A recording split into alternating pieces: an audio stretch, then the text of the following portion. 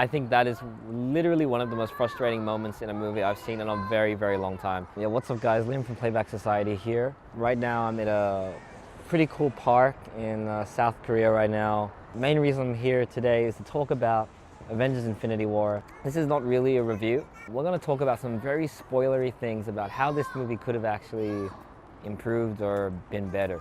Avengers Infinity War is not a perfect movie, it's far from it. But it's also the biggest superhero movie we've ever seen. It does a lot of incredible things. Everyone's moving from place to place, everyone's somewhere else. And yeah, so today we're going to be talking about a few ways that we could maybe fix Avengers Infinity War. I'm not talking about giant things that would change the DNA of the story or ruin like what is already there. I'm just talking about tiny, tiny improvements that would actually make the movie a lot less divisive and a lot less controversial. First thing is the Hulk. In the very first scene of this movie, the Hulk gets, beaten to shit by Thanos. Basically, he gets destroyed. It's the first time. Well, it's not really the first time. I mean, Hulk lost to Thor, right? But anyway, Hulk gets destroyed by Thanos. And after that, we never see Hulk again. We just see Bruce Banner. And for some reason, every time Bruce, says, come on, we need to get angry. We need to help the team. This dumb fuck Hulk guy is just like, nah, I don't want to. I don't want to help out. Firstly, it's like the equivalent of saying, I have this bomb to use to protect us.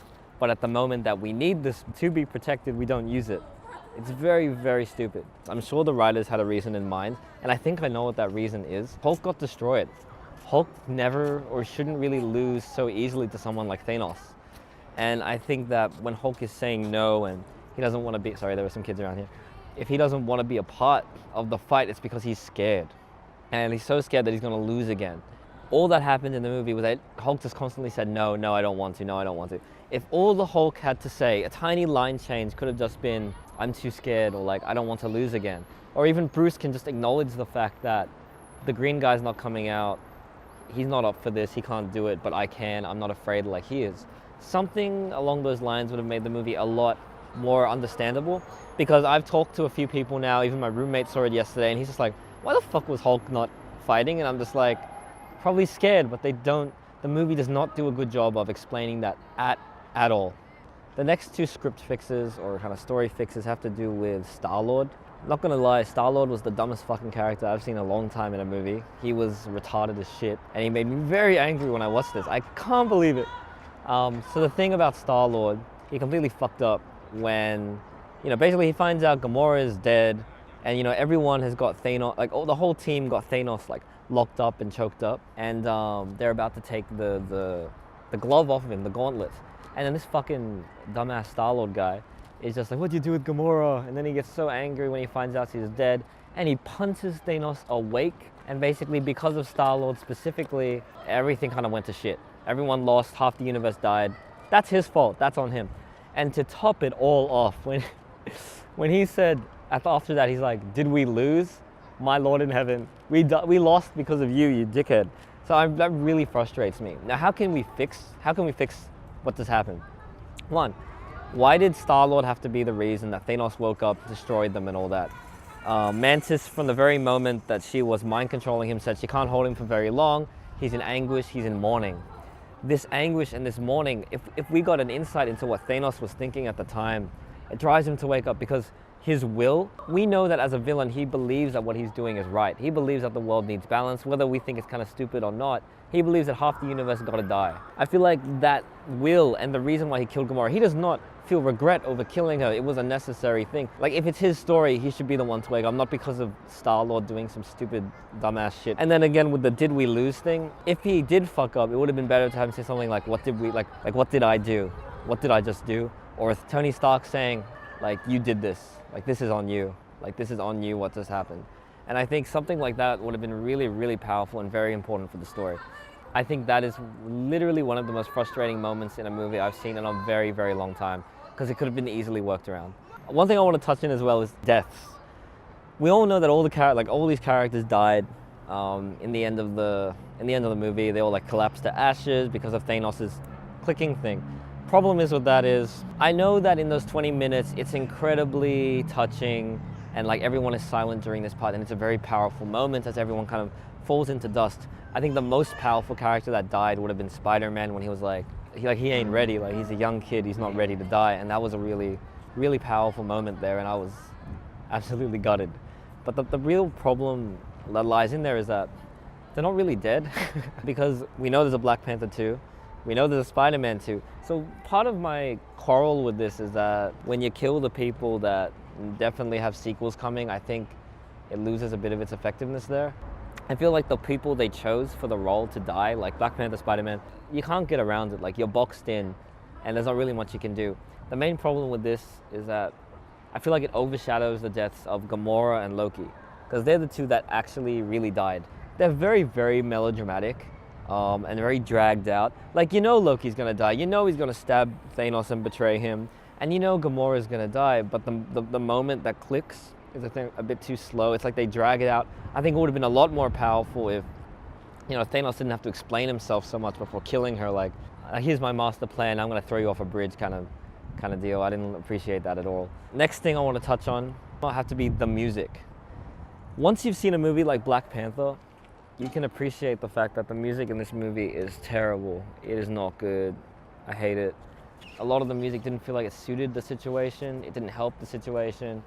It just kind of felt flat, completely flat on me. And once you have a movie with Black Panther that actually had a really effective score, and you look at this and you just think, nah, didn't work at all. My final problem has to do with the ending. I'm talking about the after credits ending. You have Samuel Jackson rocking up out of nowhere. I don't know where the fuck this guy's been the whole time. If everyone else can come from halfway across the universe, this guy's probably in America and he didn't even help or do anything, right? Him, Maria Hill, dead, but just before dying, he sends a message to someone, and that someone is Captain Marvel, and we know Captain Marvel is gonna be the next Avengers 4, like later down the line after she's got her own solo movie. Not everyone knew it. It was a great after credit, probably one of the best I've ever seen. But why is this fucking not good? The next movie is saying that you can only beat Thanos when you have Captain Marvel, as if you need some kind of savior. The idea that with all the team assembled, with all these people from all these movies came together, they almost got the job done. And now it's kind of like saying, well, we could have done it if we had Captain Marvel. It's like the same thing because Ant-Man's not there. Ant-Man could have gone micro on their ass and maybe gone into Thanos and done some cool shit. It's a really missed opportunity. I think it's a problem when you have a movie that says, hey guys, don't even sweat it. Like, we sent a message to Captain Marvel, next movie she's gonna be pivotal and she's gonna turn the tide. If that's the case, and it really is a matter of, okay, we have Captain Marvel now everything's cool, that will really piss me off. Kind of like the same concept as Dragon Ball Z, where a character just keeps getting stronger and stronger and stronger to, you know, meet his opponents. And yes, like, I love Dragon Ball Z, so it's fine, but it just kind of discounts the rest of what just happened. I think one thing that will put this entire concept of how big the Avengers is into perspective is that the first movie came out in 2008. That was 18 movies ago, and it was Iron Man, and at that time I was 11 years old. It's 10 years later, I'm 21, I'm not even in Australia anymore, I'm in Korea, and I'm talking about a movie that I never thought would ever fucking happen. From a class of heroes that were deemed second tier, Marvel wasn't anything like DC.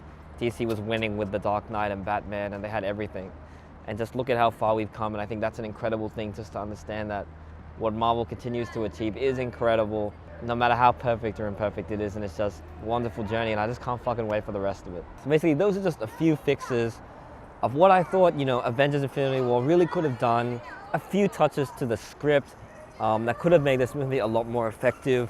It's not perfect. Everyone in this movie is so scattered. There's really no character arcs. There's too much going on, and but this movie's too big to call it like a failure, because it's an amazing movie. It's an amazing achievement, and we knew going into this it couldn't be a perfect story and perfect action and perfect everything. It's got to be a balance of all, and at the end of the day, it's a great achievement. I really recommend you watch it. Sometimes I hope that they put more effort into these little little tiny fixes you can make that don't ruin the story at all. They just make it seem more realistic, more believable, and even more powerful for the audience. Thanks for watching what I thought could help improve Avengers Infinity War while I'm in a park in South Korea. I hope you guys enjoyed the movie, please, and I hope you guys enjoyed the video. Please like, comment, subscribe to Liam's Playback Society. It's really helpful, and you know, this is my dream, to be telling stories and talking about things, and I really hope that you guys can be a part of it with me. And every view, every like, every comment, every subscriber is just a motivation to keep going and to show that people are watching like you guys. Thanks very much, and I hope you have a great day. See you later. Hey guys, don't forget to subscribe at Liam's Playback Society on YouTube and like us here on our Facebook page.